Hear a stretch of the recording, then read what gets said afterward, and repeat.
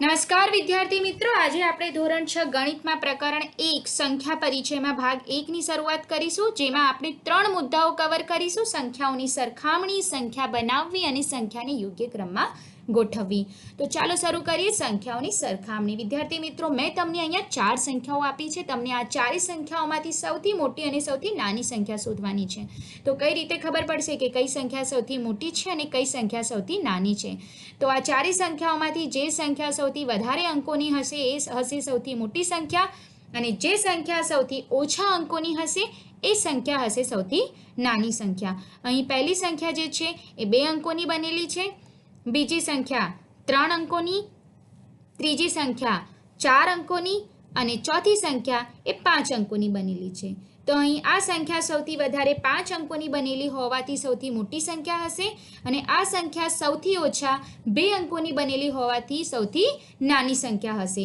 તો 62,392 હશે સૌથી મોટી સંખ્યા અને સૌથી નાની સંખ્યા હશે 92.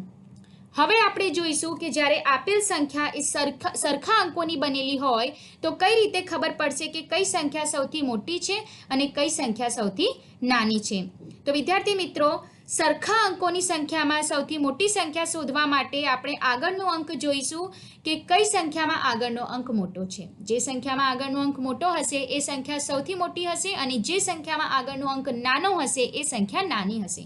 અહીં મેં 2 સંખ્યા આપેલ છે, અને આ બંને સંખ્યા સરખા અંકોની બનેલી છે, 4 અંકોની બનેલી છે, અને આ બંને સંખ્યાઓમાં આ સંખ્યામાં આગળનો અંક મતલબ કે હજારના સ્થાને આવેલો અંક મોટો હોવાથી આ સંખ્યા મોટી હશે અને આ સંખ્યા નાની હશે.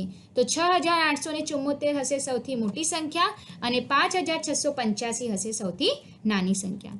હવે આપણે જોઈશું કે આપેલ સંખ્યા જ્યારે સરખા અંકોની બનેલી હોય અને એમાં આગળનો અંક પણ સરખો હોય તો કઈ રીતે સૌથી મોટી અને નાની સંખ્યા શોધવાની. અહીં મેં 2 સંખ્યાઓ આપેલી છે અને બંને સંખ્યાઓ સરખા અંકોની બનેલી છે, 4 અંકોની બનેલી છે. આ બંને સંખ્યાઓમાં આગળનો અંક મતલબ કે હજારના સ્થાને આવેલો અંક સરખો છે. તો હવે આપણે આના પછીનો મતલબ કે 100ના સ્થાને આવેલો અંક જોઈશું કે કઈ સંખ્યામાં મોટો છે.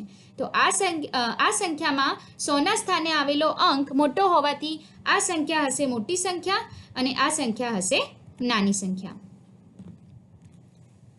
હવે આપણે આપેલ સંખ્યાઓમાંથી સૌથી મોટી અને સૌથી નાની સંખ્યા શોધીશું. અહીંયા પહેલા પ્રશ્નમાં 4 સંખ્યાઓ છે. આ ચારેય સંખ્યાઓ સરખા અંકોની બનેલી છે, અને આ ચારેય સંખ્યાઓમાં જે આગળનો અંક છે એ પણ સરખો છે. તો આગળનો અંક મતલબ કે હજારના સ્થાને આવેલો અંક સરખો હોવાથી આપણે હવે 100ના સ્થાને આવેલો અંક જોઈશું કે કઈ સંખ્યામાં 100ના સ્થાને આવેલો અંક મોટો છે. તો આ સંખ્યામાં 100ના સ્થાને આવેલો અંક મોટો હોવાથી 4,892 હશે સૌથી મોટી સંખ્યા, અને આ સંખ્યામાં 100ના સ્થાને આવેલો અંક સૌથી નાનો હોવાથી 4,370 હશે સૌથી નાની સંખ્યા. બીજા પ્રશ્નમાં મેં 4 સંખ્યાઓ આપેલી છે. આ ચારેય સંખ્યાઓ 5 અંકોની બનેલી છે, અને ચારેય સંખ્યાઓમાં 10,000, 1000 અને 100ના સ્થાને આવેલો અંક સરખો હોવાથી દશકના સ્થાને આવેલો અંક જોઈશું કે કઈ સંખ્યામાં દશકના સ્થાને આવેલો અંક મોટો છે.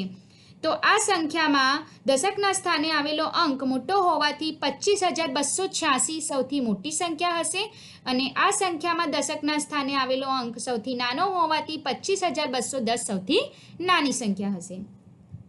ત્રીજા પ્રશ્નમાં મેં 4 સંખ્યાઓ આપેલી છે, જેમાં પહેલી સંખ્યા એ 4 અંકોની બનેલી છે અને બાકીની 3 સંખ્યાઓ એ 5 અંકોની બનેલી છે. તો આ પહેલી સંખ્યા સૌથી ઓછા અંકોની બનેલી હોવાથી સૌથી નાની સંખ્યા હશે.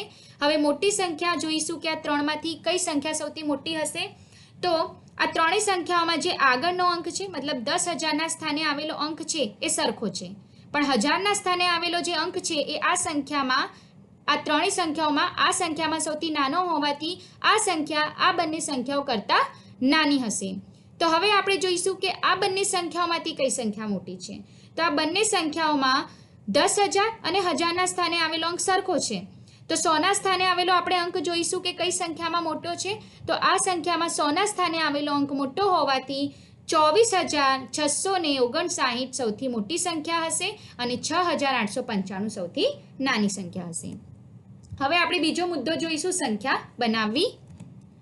7, 8, 3, 5 આ 4 અંકોનો ઉપયોગ કરીને 4 અંકની સૌથી મોટી અને સૌથી નાની સંખ્યા બનાવો. વિદ્યાર્થી મિત્રો, અહીં આપણને 4 અંકો આપ્યા છે 7, 8, 3 અને 5.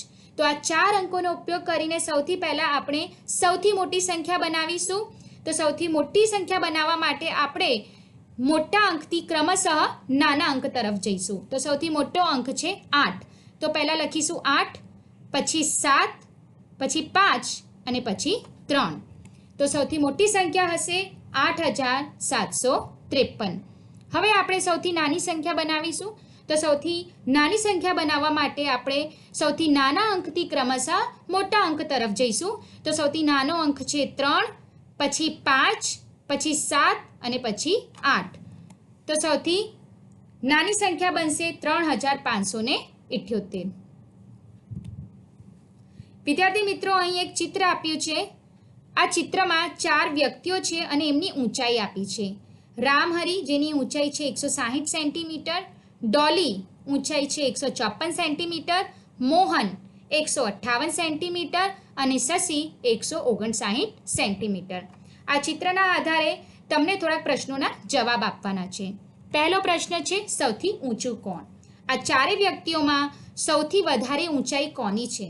તો સૌથી વધારે ઊંચાઈ છે રામહરીની, જે 160 સેન્ટીમીટર છે. તો જવાબ આવશે રામહરી. બીજો પ્રશ્ન છે સૌથી નીચું કોણ છે? તો સૌથી ઓછી ઊંચાઈ છે ડોલીની, જે 154 સેન્ટીમીટર છે. તો જવાબ આવશે ડોલી. ત્રીજો પ્રશ્ન છે ક્રમિક વધતી ઊંચાઈમાં ગોઠવો. ક્રમિક વધતી ઊંચાઈમાં ગોઠવો મતલબ કે ઓછીથી વધારે ઊંચાઈ તરફ આપણને ગોઠવવાનું છે. તો સૌથી ઓછી ઊંચાઈ છે ડોલીની, પછી ડોલીથી વધારે ઊંચાઈ છે મોહનની, મોહનથી વધારે ઊંચાઈ છે શશીની અને શશીથી વધારે ઊંચાઈ છે રામહરીની. તો જવાબ આવશે ડોલી, મોહન, શશી અને રામહરી. તો આના આધારે આપણે ચડતો ક્રમ સમજીશું કે ચડતો ક્રમ શું હોય છે. તો ચડતો ક્રમ એટલે સૌથી નાનાથી સૌથી મોટાની ગોઠવણી.